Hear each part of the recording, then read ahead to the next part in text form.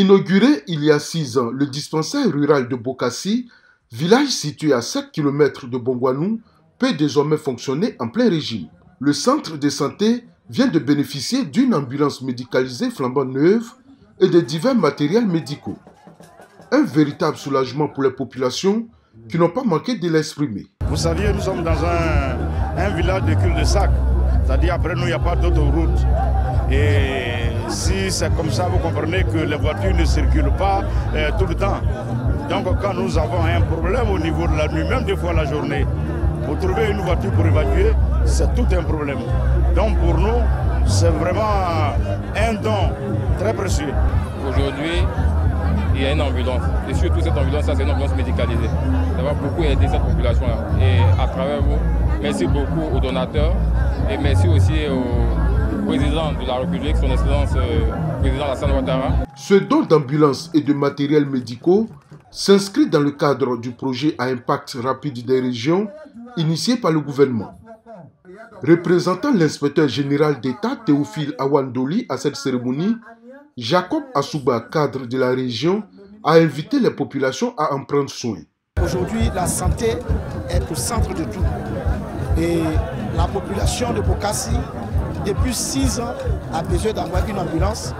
Il y a un dispensaire qui est construit, rien n'est dedans. Et donc, lorsque M. l'inspecteur général d'État a saisi la présidente de la République, ils ont fait don de ce matériel. On m'a chargé de venir remettre ces dons. Désormais équipé en matériel médical et en mobilité, l'autre souhait des populations de Bokassi est de voir la maternité du centre de santé recevoir une sage-femme afin de la rendre fonctionnelle.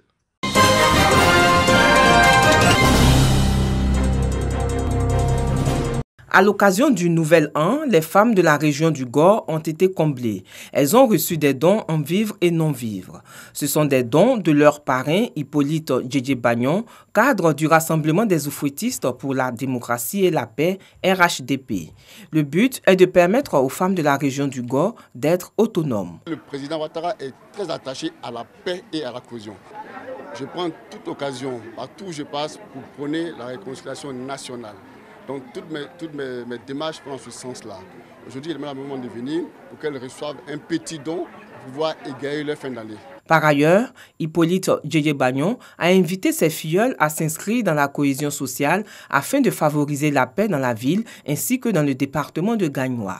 La porte-parole des femmes a plaidé pour la mise en place d'un fonds pour le financement d'activités génératrices de revenus. Tu tapes à la porte de Djedje-Bagnon à n'importe quel moment, il doit te recevoir. C'est ça, on dit un homme qui a un bon cœur, le geste qu'il vient de faire prouve vraiment qu'il a l'amour des gens, il a le sentiment des gens, il a le sens des partages. Poursuivant, Hippolyte Djedje-Bagnon a rappelé les outils de financement du gouvernement pour soutenir les femmes, à savoir le secrétariat d'État chargé de l'autonomisation de la femme et le fonds d'appui aux femmes de Côte d'Ivoire, FACI.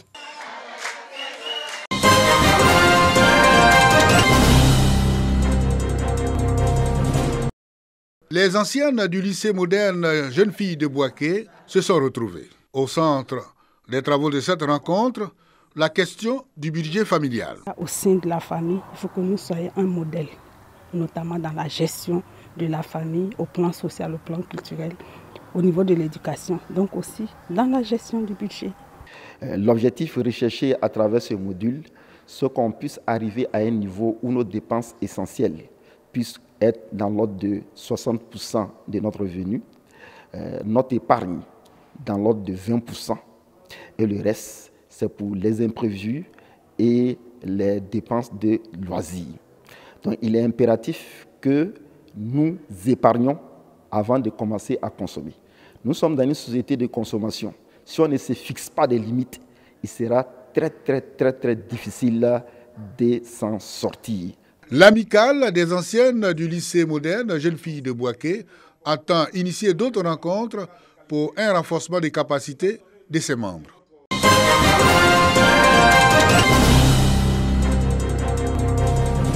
Axe Carrefour-Beaufort, terminus du quartier zone industrielle dans la commune de Bouaké.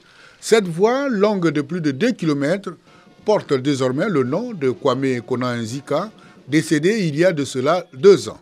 vœu du maire de Bouaké, Nicolas Djibo, et son conseil municipal.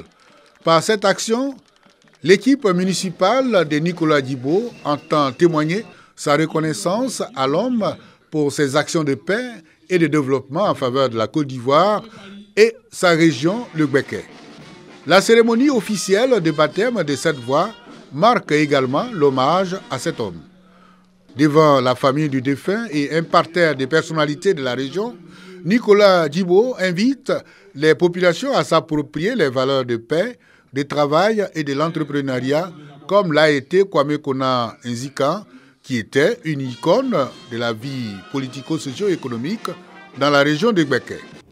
C'est justement pour graver dans le marbre toutes ces valeurs de notre regretté, de sorte qu'ils servent de modèle pour les générations actuelles et futures, et qu'ils restent éternellement inscrits dans la mémoire collective de notre cité. Plusieurs témoignages ont également retracé la vie de l'illustre disparu. Il nous a inspiré à tous le courage, l'abnégation au travail. Pour les valeurs incarnées par l'homme, il mérite cet hommage. Une reconnaissance saluée par la famille du défunt. Que pouvons-nous dire encore face à ce geste fort, remarquable et de grande portée? Prières, chants et danses ont meublé la journée d'hommage.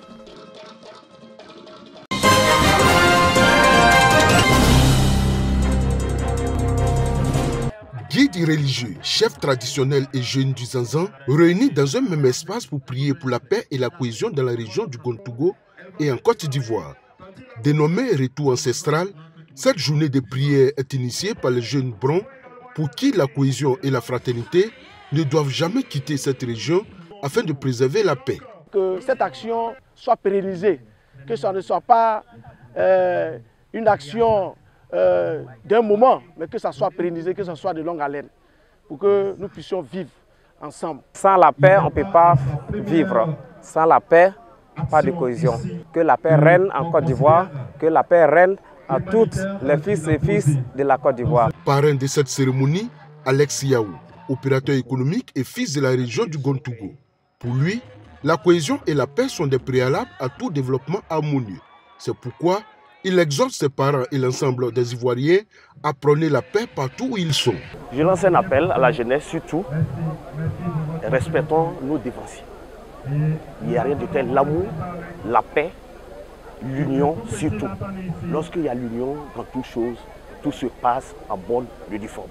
Pour cette cérémonie de prière, les chefs traditionnels et les guides religieux sont venus de toutes les contrées de la région du Gontougo. Tous se sont engagés à multiplier ce genre de rencontres dans leurs différentes localités afin que la cohésion et la paix ne soient une vue de l'esprit, mais plutôt une réalité tangible dans le Zanzan.